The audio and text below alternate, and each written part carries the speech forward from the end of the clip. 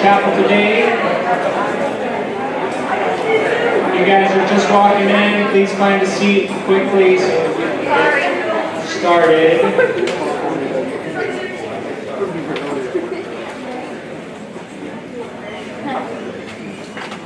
All right.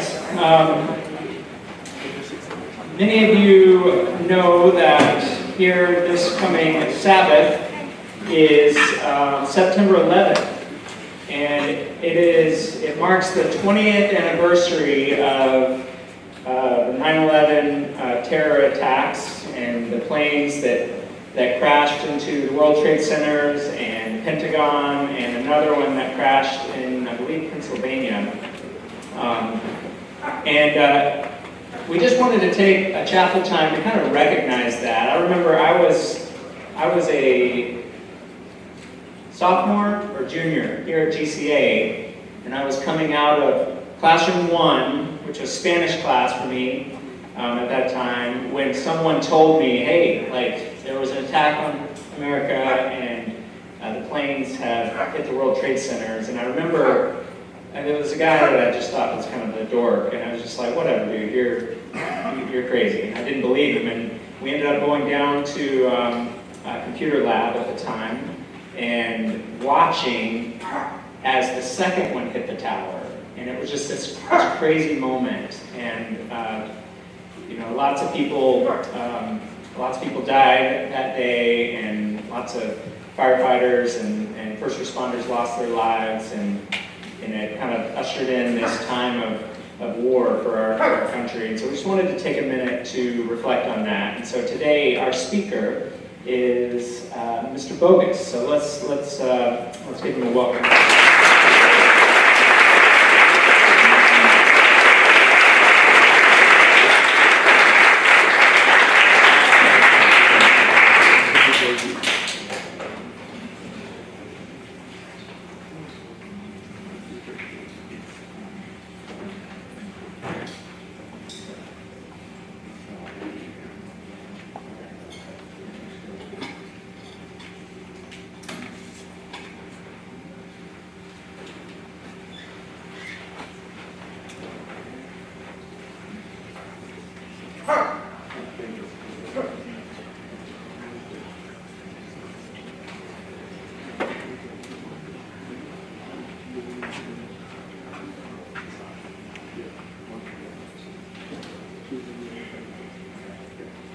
Okay, I apologize, I'm just getting out of class. I ran this video right before, and it's saying it's unplayable.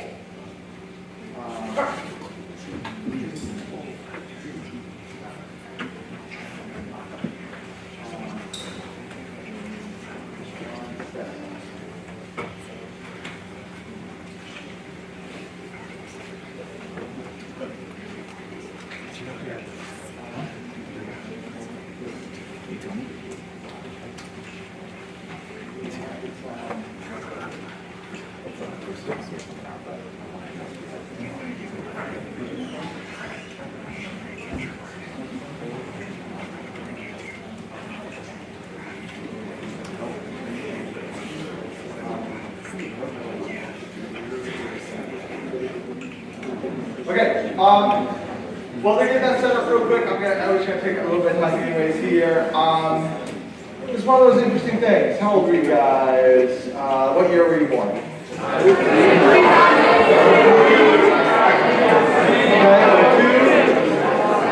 Okay. So, obviously none of you are at the point to remember this. Okay, I know that Chaplain Josh went through the fact that he remembers what happened and where he was and all that kind of stuff. I'm the same. I remember exactly. I remember I was giving a test that day in history. World history class. We were getting ready to take a test. I made my copies. I heard somebody had hit the plane hit the tower, and I was like, "Oh, that's crazy." Didn't really think anything about it. I made the copies of my test and went back to my classroom. Our maintenance person came in and said, "Hey, turn your TVs on. A second plane hit. It's crazy." Which was crazy. And I was like, "Oh, When that happened, then we turned the TVs on. We turned the TVs on, and I'm actually really happy as a history teacher that day. I said, I could have said, all right, this is good, we're going to turn it off, we got to test the tape. And I didn't. I recognized that something really big was happening that day. And that this would be a historical event on itself. And that day, all we did is watch. So we watched the planes that already hit, but we watched as all the events unfold. We're gonna go ahead and play this for you here. American 11, trying to call. Our number 1 is death, and number 5 is death. Hey, what's going on, Jack? Hey, could you leave with a minute? You have the passport, Jack? What's going on there? They're back to that again.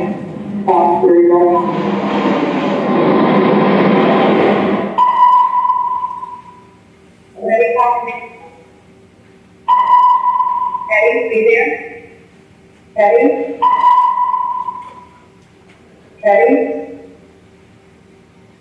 I found this what? We said 137? What? The world trade is talking to. Oh, God. Oh, my God. You know, 175 here. We have some calls over here right now. And we might have a hard drive over here, too. Joe, this is one of the airplanes that's the high bed. Things will go well. Living good. I just want you to know, I absolutely love you. I want you to do it so absolutely. Thanks to my parents and everybody. And I just totally love you. And I want to really accept them. Bye, David.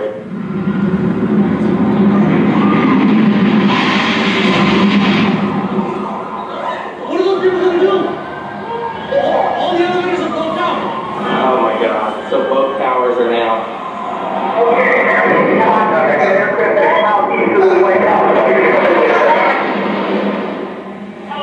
Kansas City, good morning, Kansas City. This is not here. Yeah, stop all parkers. I got this guy. Don't push it. Goddamn, I can't predict on that shit. You had a 93 at traffic 3 for off 12 miles east on 37. Negative traffic, we're looking at a 93. That is 93, click with your good center right now. Stay up there, it's out. Keep it ready for me. Have the ball over.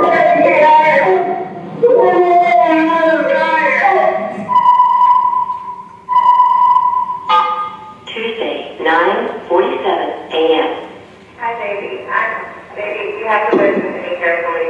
I'm on a plane at the time that I'm on the plane. I'm calling from the plane. I want to tell you I love you. Please tell my children that I love them very much. And I'm so sorry, baby. I hope to be able to see your face again, baby. I love you. Bye. We're 5-6, but we have I believe it is a Boeing 750. Can you see him up there, sir? Looks like he's off this way. Right.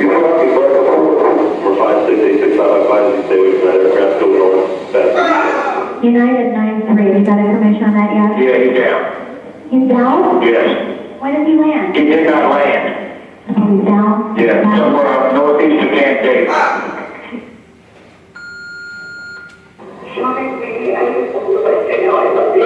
It's so big to New York. I want to smoke and I want to do whatever. That's the football coach is right. Maybe the students in the class, they got rid of the guy who's getting bad.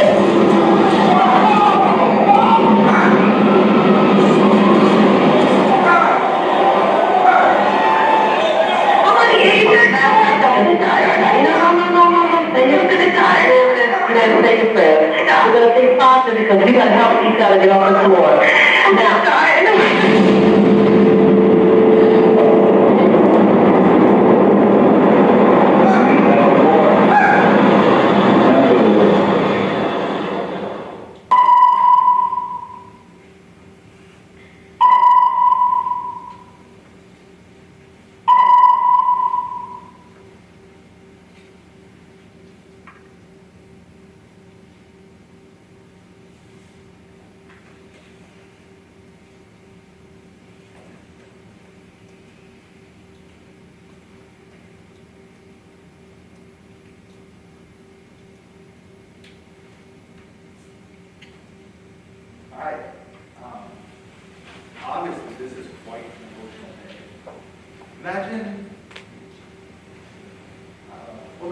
run that thing. And that's tough. Calling your parents or your wife or your kids or something like that. That's a tough day, right? Anybody know how tall the World Trade Center is, the buildings?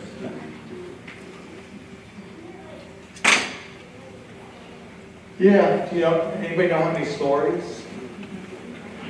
110 stories. They used to have races kind of like as an event where you could, like they'd start at the bottom and then they'd do this like almost like a marathon kind of thing, like all the way to the top and back. Like you can imagine how exhausting that would be. Most of you would never make it. I wouldn't make it. Right?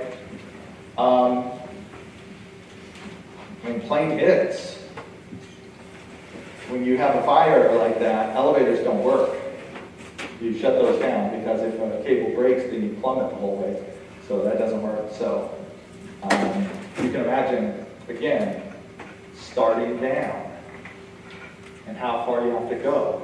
And then especially the second plane that hit, you saw that explosion and the fire all inside. There's a layer that you can't really go down. Okay? Imagine the firemen. They arrive. Where's the fire? 60 floors up. Right? And they can't take an elevator. So what are they doing? They're running lines together and they're headed up the stairs, up the stairs, up the stairs, up the stairs, up the stairs. Okay? And then about 15, 20 minutes or so after, the one tower collapses. Right? Again, think about firemen that were in that as it collapsed. Think about people that were there. It didn't show this in the video, but that fire was going up and you're stuck up top and your floor is starting to burn. You can't go down, and maybe you can go up. Like, what do you do? There are people that start jumping. Okay? Now, jumping, that's crazy. You're 60 floors up, you jump. You're not landing and surviving. They're just choosing that death versus burning to death. Okay? Again, it's a rough day. Altogether, there'll be just under 3,000 that are going to die that day. New York is a mess. The buildings collapsing and all the dust and debris that goes everywhere. All the buildings around it that are damaged.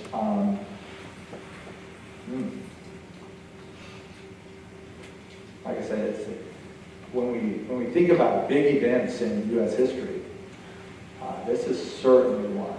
And again, like a very, very memorable one. Okay, and this is where I love, this here. Time is passing. Time is passing. For some of us, like, I still get a little choked up over this, like thinking about people just jumping out and all that kind of stuff. But, with time passing, some of you are like, you've all heard of September 11th. But I've had people like, September 11th, that's when we invaded Iraq, right? No. No, not really true. It is a difference here. And so we want to just take a little bit of time, again, remember an event in our history that is very memorable. Like it says, families, fire in the ash, the last phone calls, all this stuff is something that we don't want to forget, even just from a historical point of view. And I know that this can be a tough thing as well as we start looking at, the sinful world that we live in, right? The sinful world that we live in. Just the reality is, there's all kinds of things that happen. And even though this was 20 years ago, and there were events before that, world wars and all kinds of, there's all kinds of horrible things that happen. What's awesome is that as Christians, we have a faith and a hope that this will eventually, this world is going to be remade, right? God's going to come back, and then the sin and the crying and the pain and everything of this world is done away with. And I am certainly looking forward to that time. So I know with junior history trip, we normally go to the 9/11 memorial. You can see there, and we kind of answer some questions there. If you have questions about this kind of thing, we're not going to take a lot of time right now, but I will be happy to kind of take you through the details. Again, I think this is a big event that you should know about. But like I said, I want to leave you with that idea of as harsh and depressing as this can be to see some of the things. It is awesome that we've got that hope for the better world. Okay, so bow your heads, and then are there announcements? Okay, all right, bow your heads, perfect. Father God, thank you for this day today. Lord, it's rough to sit and look at some of the events that happened on September 11th. To put ourselves in the spots of people that are trapped in a building or on a hijacked plane, or maybe they're just receiving the phone calls from people, or maybe they didn't receive any phone call, and they just know that their relative or their friend is there. When we look back on the rough things of this world, we turn our hope to you. We turn our hope to you, the confidence that you have said that where you go, you are going to prepare a place for us, and we are looking forward to that and living with you in heaven. We love you. In Jesus' name.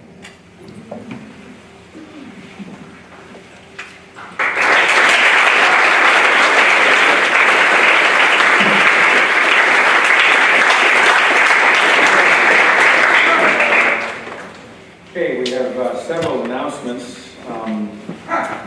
As Mr. Bogus just outlined, none of you were alive 20 years ago when those of us who were alive went through that trauma of that event in the United States being attacked by outside forces and Americans dying on American soil, which has not happened. It was difficult and challenging. You're living through a worldwide event that is also changing society in many ways, and that is the pandemic, of course. Not unknown to the world, but certainly haven't had this in many years, for over a century really, at this level. And so it's having an impact too. Over 4 million people have died as a result of COVID-19, and those numbers continue to go up. And they continue to be very bad in our area. A local hospital here in Calhoun is at, the last I saw, 120% of capacity. That means that people are being treated in hallways and so forth. The death rate is significantly higher than what they normally would have. Looking at some information from a neighboring town 20 miles away, Rome, Georgia. They had 5 die in one day as a result of COVID, or within a period of a couple days as a result of COVID. So it's a very real disease. It's having an impact. For teenagers, most of the time, it's relatively mild. Many of you know that because you've had it. But it's not always predictable, and it is also not the case for older people. As we speak here today, our beloved PE teacher and coach for 43 years here at Wally Fox, who just retired a few years ago, is in intensive care on a ventilator and struggling to stay alive as a result of COVID. So it is a very real threat. Thank you very much for wearing masks. It has helped on campus. A couple of weeks ago, a few weeks ago, we had a lot of students out who had tested positive, and the numbers got up into the mid-30s at any given time. As of yesterday, we have 4. So those numbers have dramatically improved. Could be many different reasons, but the main reason probably is the fact that we're wearing masks, and that is helping, because the numbers aren't going down anywhere else in Northwest Georgia. So, we had said before that if our numbers improved, that we would try to take a break from these things, and we're going to, and that will start Sabbath after church. So between now and Sabbath, nothing changes. We continue to wear these things whenever we're indoors. But after church is done, Sabbath, and we've left the building, then we're going to take a break. It's also a little bit of an experiment to see how things go, but between that time and through when we leave on Tuesday, we're not going to require masks. I would encourage you to wear a mask. If you're not vaccinated, you should wear a mask, because if you're not vaccinated, you are far more likely to get COVID and transmit it to other people. Well over 90% of the people that are in Gordon Hospital with COVID today are not vaccinated. So whatever crazy numbers you listen to, those are the real numbers in this town. So if you're not vaccinated, you should wear a mask for your protection and to protect other people. Because these masks, they do provide some protection to you, but also what's coming out of your mouth or your nose is not affecting other people. So it's not just a self-interest reason we wear a mask, it's to protect other people. So when you don't wear a mask, you're making a statement about whether or not you care about other people. All the freedom business set aside, we all sacrifice for each other to keep each other safe. That's the way society works. That's the way this school works. You do not have unlimited rights here. There are limitations, and those limitations are there for the purpose of protecting other people as well as you. Take those away, and you have anarchy. And we don't want anarchy. So, we're going to take a little break on the mask business. Hopefully things will be okay, but we're only going to do that for a few days. When you come back from home leave, because you're coming back from many different areas, and we don't know necessarily what you have or haven't been doing or who you've been around, we will be back in masks immediately upon the end of the home leave. And that will last for at least a week. We'll see how we do with the numbers. So that's very important. Also understand it's important that you wear the mask properly. That means it's covering your nose and it's covering your mouth. And make sure they bring masks from home leave too. Thank you. Important point. We've been giving away a lot of masks. That needs to stop. We've told you at the beginning of the year to have masks, bring masks. We're going to be doing this for a while. As long as the numbers are up and we're in this spike as a result of the Delta variant, as long as that's happening, we're going to be in and out of masks. I wish it weren't the case, but that's our harsh reality. So bring back masks with you. If you want paper, bring back paper masks. If you have a different kind of mask that you like to wear, fine, bring that mask. But start to bring your own, because we are going to get to the point where we're going to stop giving away masks, because some of you are taking them every day, and they're not free, and so provide your own masks. You need to do that, and that starts right afterwards. But wear them properly. That includes in the cafeteria.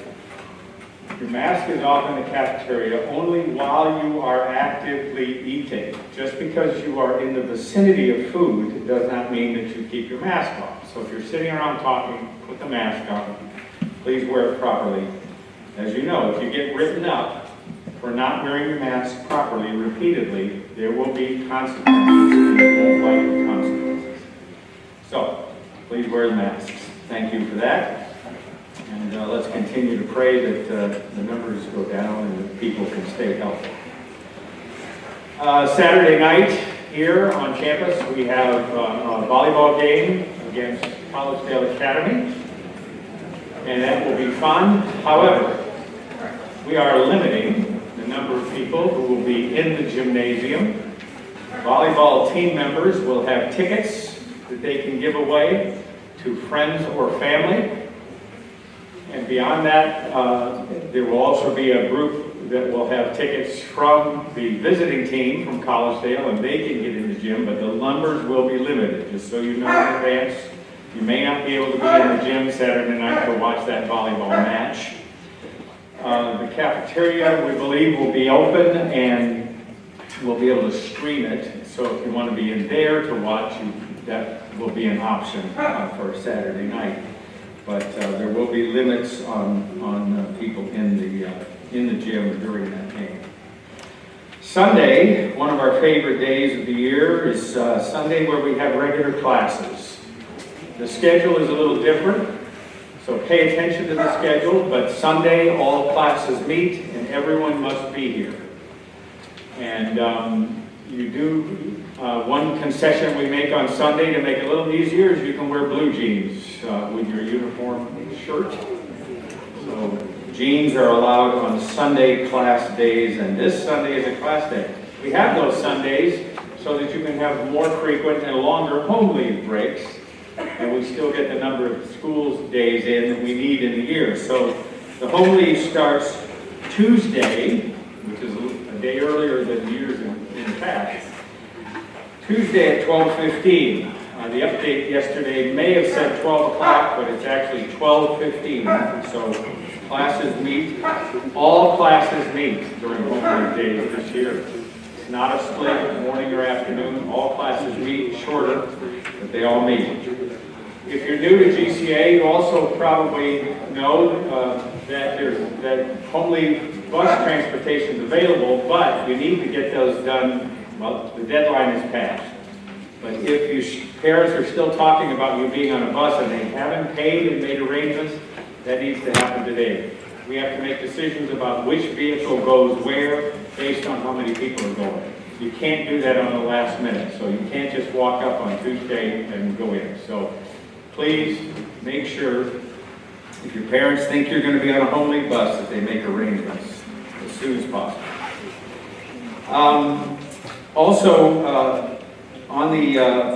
So you're aware, these chapels that we have them just once a week. They are required for all students.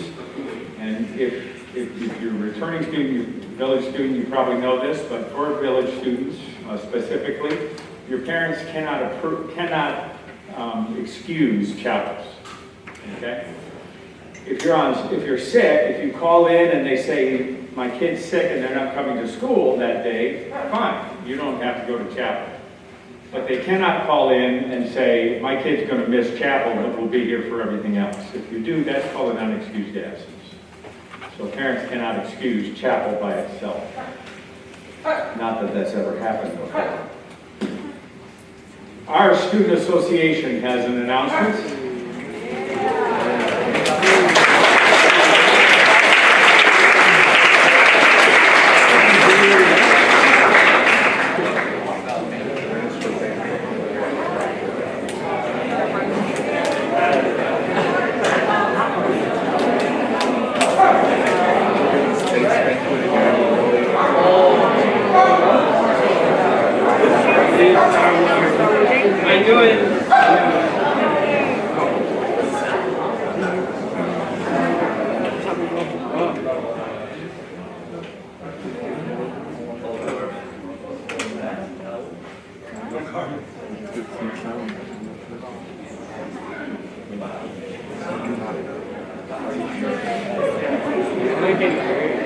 I think we can go wrong. They really thought that they could have a party without me. We'll see about that. Sweet, set for now.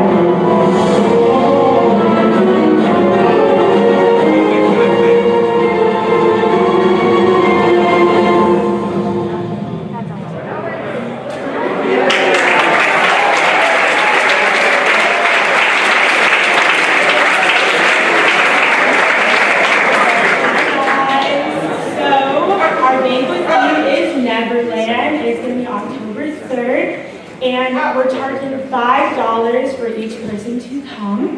I'm going to talk a little bit about costumes. So first, we have 3 costume options actually. So you can come as a pirate, you could come as a Lost Boy, which just is a onesie, animal onesie. And then third, for girls, if you want to come as a fairy, we're trying to come as, a semi-portable dress, and you can have fairy accessories like wings and makeup and stuff like that. So yeah, I'm very excited for Banquet, and I know you are too.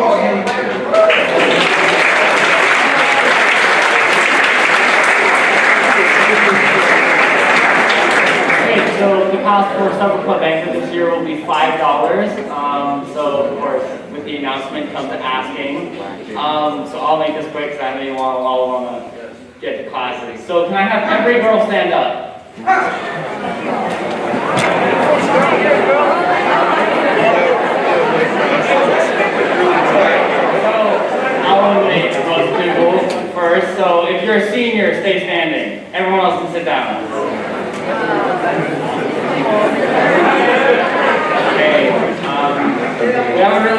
worship team here, so I'm going to say if you're in praise band, then stay standing. Okay? Alright. Getting closer. We had praise band sing last night, so I'm going to say if you sang a beautiful song after the pastor was done speaking, then stay standing, everyone else sit down. Yeah, Alana, will you go to banquet with me?